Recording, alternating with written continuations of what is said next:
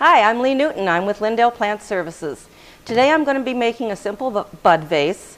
I'm going to use a rose, which is a classic for a bud vase. Bud vases are quite small. They are meant to contain one beautiful flower and maybe a little bit of greenery around it.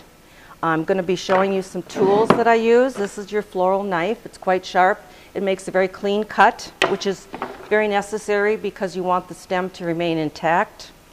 This is a floral snip. Fits in your hand nicely. It's excellent for cutting off the foliage. These are a pair of Fisker's veggie and herb shears. Again, they're very good for cutting stems. They don't harm the stem or crush it. And even sometimes you might need a basic pruner. If you have a woody stem, this would be a more appropriate cut. Now, where you purchase your flowers are important as well because you get what you pay for.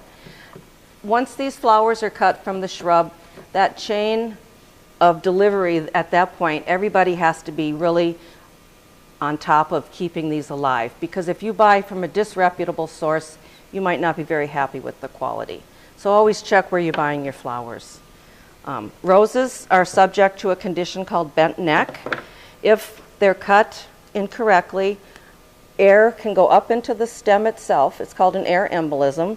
And what that can do is it blocks the hydration. This falls over. It's totally intact. It just looks sad. It's called bent neck. Gerbera daisies and mums are also prone to this as well. So I'm going to use just my regular scissors today. I am going to make this cut underwater, even though typically the grower should have done that. I still, with roses, like to make that extra cut underwater for my own satisfaction. Now, as I look at this rose, I can see that some of the outer petals are a little beat up. These petals are known as guard petals. I'm going to peel them off. And that looks much better. Just going to give it another cut. I already cut it once underwater.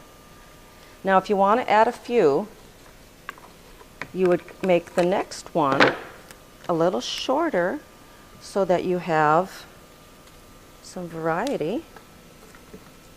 Always take the greens off. They can follow the water. And I'm going to add one more, and I'm going to get that right in between the two sizes because I want it to be oh, here we go. More guard petals coming off. Oh, well, that's floral for you. Sometimes you make more cuts to get to where you need to be. Now, I have 3 various heights here. I would rather have a green in here. I don't have the normal type greens that usually come with roses.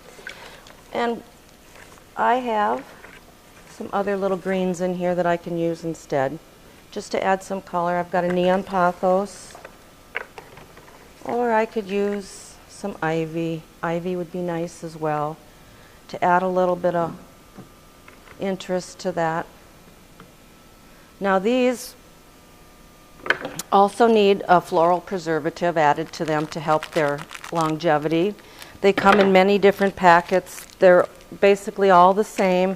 What they contain is a sugar, which is a food for the flower, a biocide, which is going to help kill any organisms that might be in there, and also an acidifier for the water to keep the water more in the acidic state that the cut flowers like.